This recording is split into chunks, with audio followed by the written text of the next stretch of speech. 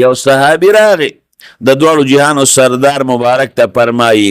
ای الاعمال افضل یا رسول الله یا رسول الله د الله رسوله په عملونو کې کم عمل د ټول نه زیات بهتر او غوره دی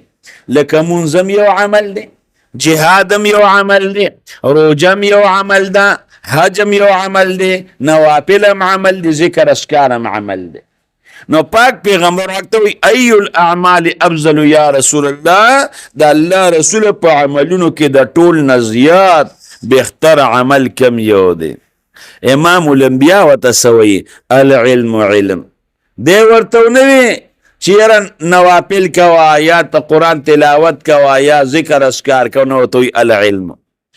اغا سړی دوباره تپوس کوي ای الاعمال افضل یا رسول الله د الله رسول په عملونو کې د ټول نه بهتر او غوره عمل کم یو دی رسول الله مبارک وتی العلم علم دوباره دریم ځل تپوس کوي د الله رسول په عملونو کې د ټول نه بهتر او غوره عمل کم یو دی رسول الله مبارک وتی علم نو دا سړی پاک پیغمبر وخت وی د الله رسول د تا نه تپوس د عمل کوم او تما ته علم یاده تپوس درنه د عمل کوم او تما ته علم یاده مقصد دا چې د عمل تپوس میکړي عمل راته وخایا نو د دوړو جهانو سردار مبارک وتسوي وی الله پاک هغه عمل قبلی چې کم د علم پرانا کې شو عمل چې کم د علم پرانا کې شو عمل الله قبلی مثال بدرله یو درکم د پوهې دپاره دورونو د کور نه ووتل یو لاړه په مدرسه کې داخله واغېسته 12 کال یې تېر کړل هشته عالم ته جوړ شو اقبل لاړ یو پیر سره دیره شو او پیری مریدي شروع که ذکر اسکار به یې کو دا 12 کاله پس یو بل سره میلو شو نو دا یو ورور دی بل ته وی ورور او تاسو وکړل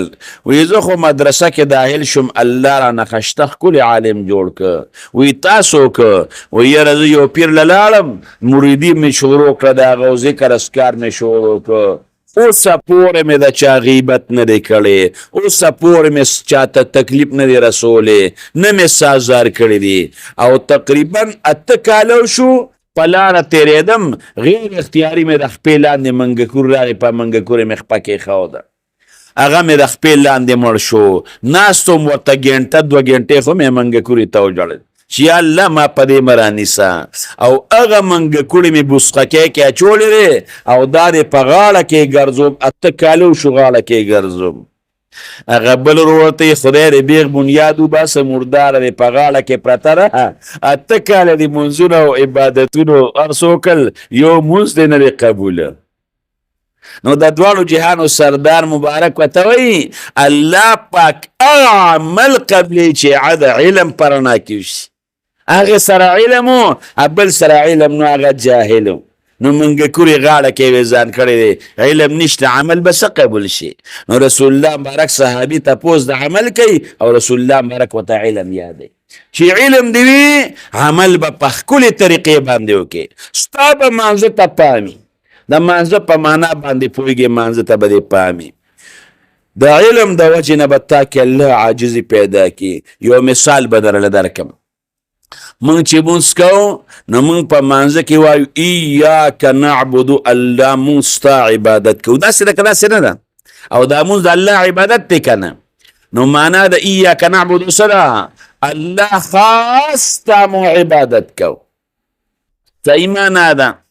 خو لیکن مونږ کوو مونږه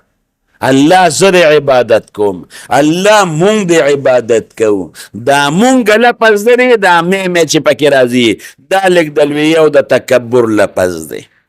نو دې پسې الله څه وایي و ایاک نستعین الله مونږ تا نه امداد غواړو نو چې کوم عالم سړی دی نو هغه چې ایاک نعبدو وایي الله مونږ ستا عبادت کوو نو ایاک نستعین کې د عالم دا سوچو کې چې الله دا عبادت خو ستا ډېر ګران کار دی الله دا خو زما د وسته لاندې نه دی و ایاک نستعین الله په دې عبادت کې تا نه امداد غواړم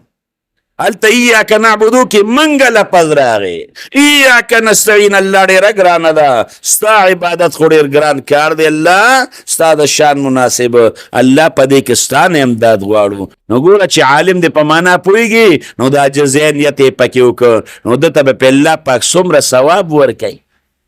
ولې هغه پوه دی پې. او ورونو یاد وساته چې کوم سیز در باندې پرش شو د هغې زده کړه در باندې پرش شوه، مون در باندې پرش شو زده کړه در باندې پرش شوه، جهاد در باندې پرش شو زده کړه در باندې پرش شوه، حج در باندې پرش شو زده کړه در باندې پرش شوه. نو پاک پیغمبر صحابي تپوس د عمل په باره کې کوي او رسول الله مبارک ته علم یادوي. نو د ټول نه بهترین سیز او غوره سیز درونو دا علم دی. علم